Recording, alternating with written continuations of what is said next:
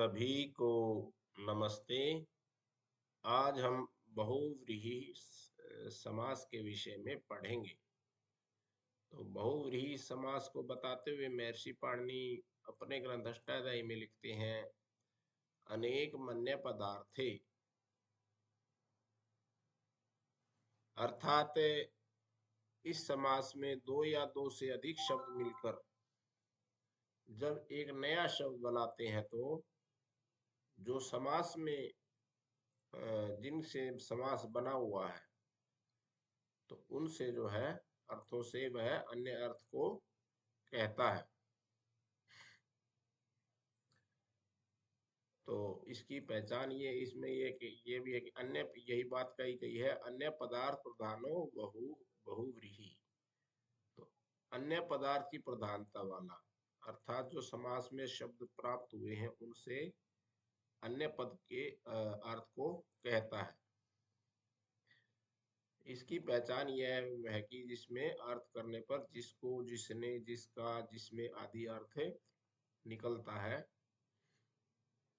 तो अब इस समास को हम उदाहरणों के माध्यम से अच्छे प्रकार से समझेंगे। तो एक ये हमारा उदाहरण है, पीतम अंबरम यस्य सह पीतांबरः। तो पीला अर्थात पीला है वस्त्र जिसका, उसको पीतांबर कहा जाएगा।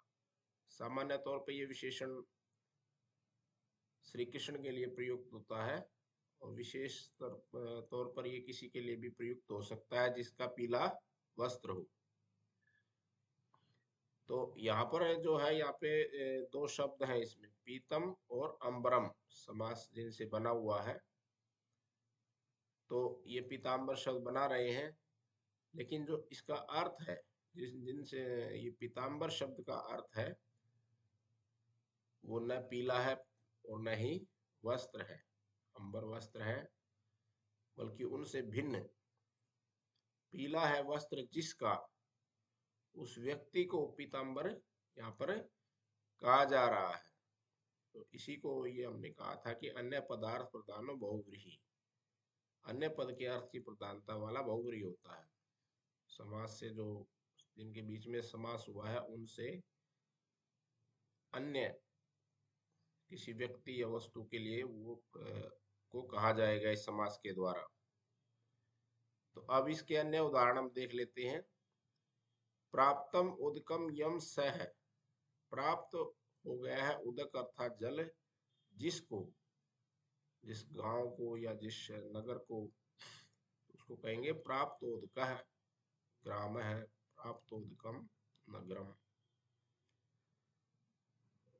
हतः शत्रवः येन सह, मार दिए गए हैं शत्रु जिसके द्वारा, सह हत शत्रु। दत्तम भोजनम यस्मै सह, दत्त भोजन है, दे दिया गया है भोजन जिसके लिए, उसको दत्त भोजन है कहा जाएगा। पतितम पर्णम यस्मात् सह, पतित पर्णः, गिर गए हैं पर्ण अर्थात पत्ते जिसके, ऐसा कोई वृक्ष है जो, उसको कहा जाएगा पतित पर्णः। दश आननानि यस्य सह दशाननः, दश आनन अर्थात मुख है जिसकी, उसको दशानन कहा जाएगा। तो ये सामान्य तौर पर रावण के लिए प्रयुक्त होता है ये विशेषण। वीरः पुरुषः यस्मिन् ग्रामे सह, वीर पुरुष है ग्रामः, वीर पुरुष है जिस गांव में, तो उस गांव को क्या कहा जाएगा, वीर पुरुष है ग्रामः। धनु पाणौ यस्य सह, धनुष पाणी, धनु अर्थात धनुष है, पाणी हाथ में जिसके, उसको क्या कहा जाएगा, धनुष पाणी। तो ये एक, इसके साथ साथ ये सह के योग में भी समास होता है। तो पुत्रेण सह यह, स पुत्र,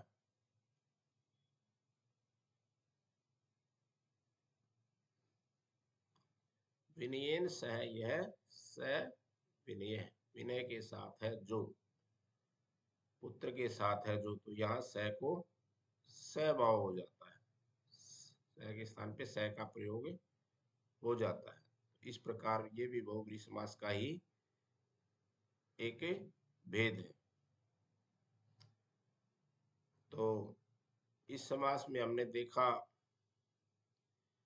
कि यह दो या दो से अधिक शब्दों के बीच बहुब्रीहि समास होता है। और इस समास में, इस समास शब्द का जो अर्थ है वो उन शब्दों के अर्थ से भिन्न होता है जिनके बीच में समास हुआ है, अर्थात वो किसी तीसरे व्यक्ति या वस्तु के पदार्थ के लिए उस शब्द का प्रयोग किया जाता है, समस्त पद का। तो इसी के साथ आज का पाठ हम यही समाप्त करते हैं।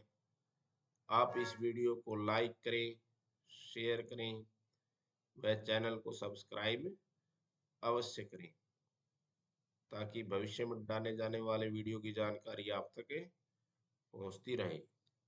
इसके साथ साथ हमारे अन्य ऑनलाइन प्रकल्प भी चलते हैं, जिनकी जानकारी आप डिस्क्रिप्शन में जाकर देख सकते हैं। धन्यवाद।